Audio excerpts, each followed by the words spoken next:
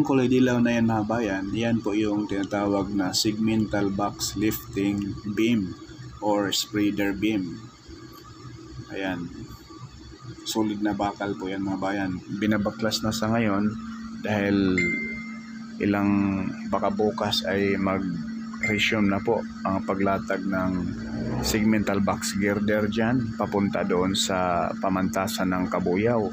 Dahil doon sa pamantasan ng Kabuyaw may nalatag na rin po na segmental box girder na kung saan ang naglatag doon yung kulay blue na launching gantry, na kung saan yung launching gantry na kulay blue lumipat po doon sa mismong Kabuyaw proper papuntang Santa Rosa Kabuyaw boundary mga bayan, na kung saan ay malapit na rin po maidugtong sa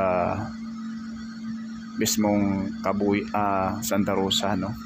Dahil sa Santa Rosa mga bayan, napakahaba na po ang nalatag na segmental box girder. So sa bandang kaliwa natin papuntang Barangay Mamatid, na kung saan tapos na po rito ang paglatag ng parapet wall. Doon sa portion ng Santa Rosa mga bayan, mahaba na rin po ang nailatag na parapet wall from Kabuyaw to going to Santa Rosa proper na po. Napakabilis yung trabaho.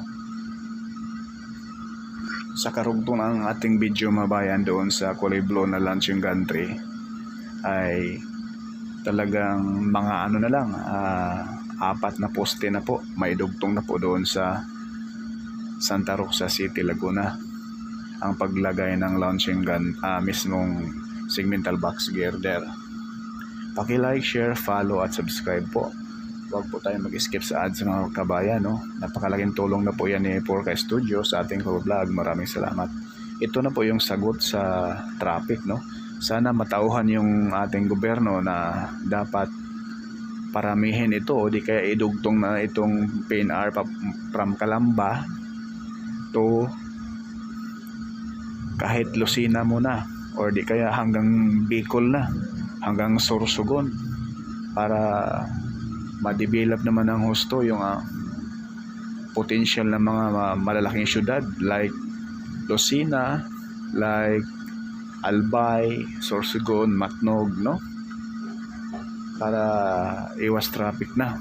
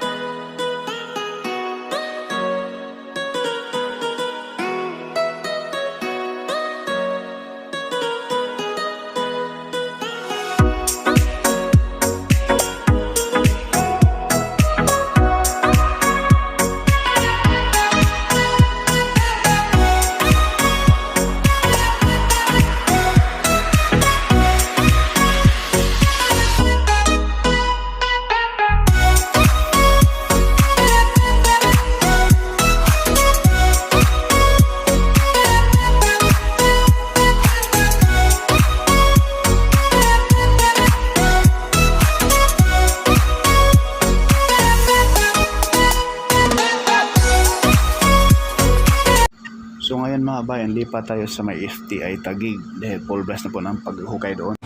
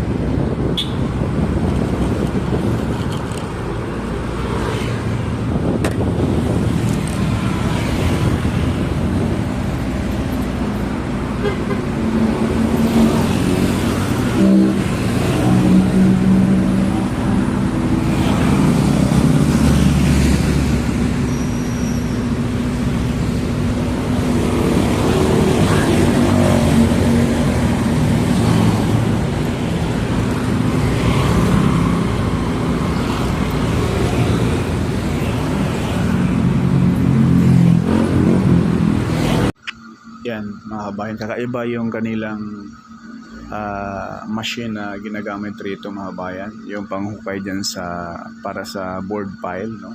Ayan po mga kabayan, no? Paki-comment po down below, no? Kung anong klaseng crane ito. Yung panghukay mismo sa main column nitong PNR dito sa portion ng FTI Taguig mga bayan papuntang Paranaque. Grabe yung machine mga bayan, kakaiba. Talagang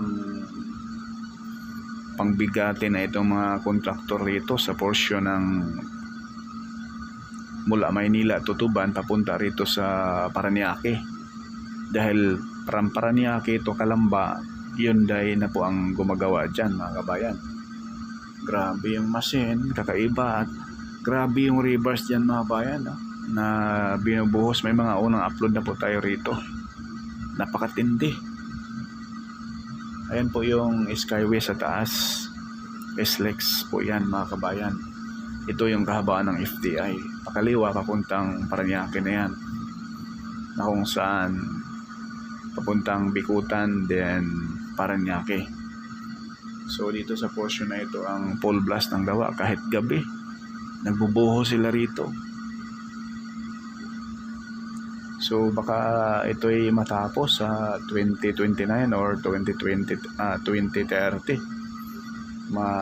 Fully operational na po from Clark, Pampanga to Calamba, Laguna. Sana po, ano?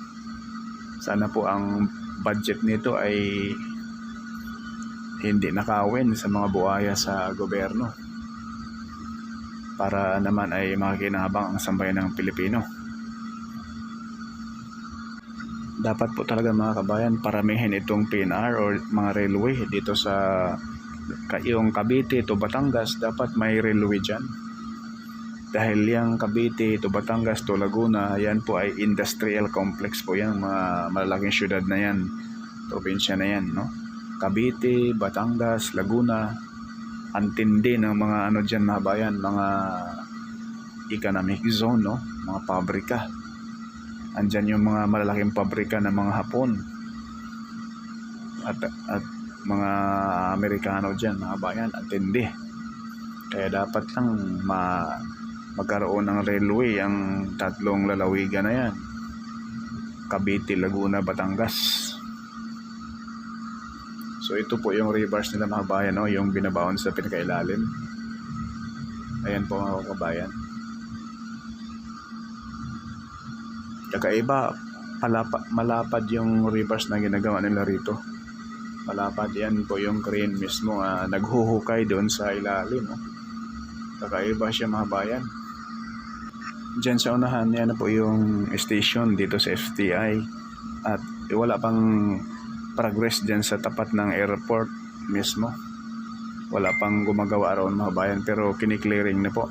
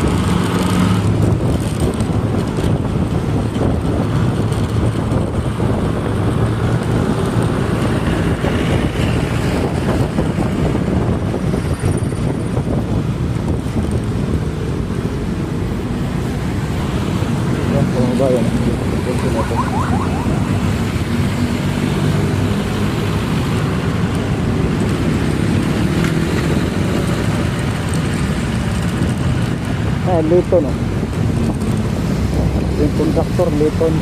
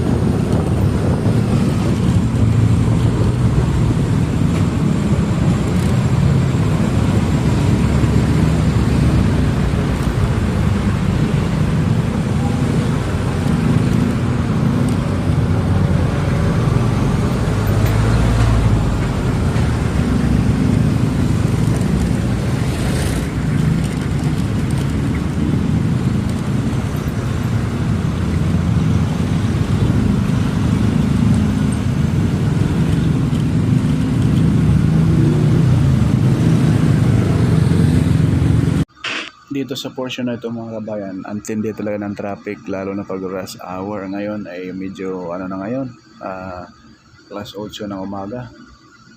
Pero laging traffic dahil sa masikip yung daan rito. Dito po sa bandang kaliwa natin ay yung posible yung PNR dito sa bandang left side natin. Kita mo yung traffic mga bayan, oh. Ang tindi kahit sa taas, grabe yung traffic, taas at baba. Dapat talaga pabilisan yung paggawa ng PNR at damdamihan pa ng mga railway rito sa buong Kamaynilaan para maibsan yung traffic. Hindi solusyon yung mga expressway.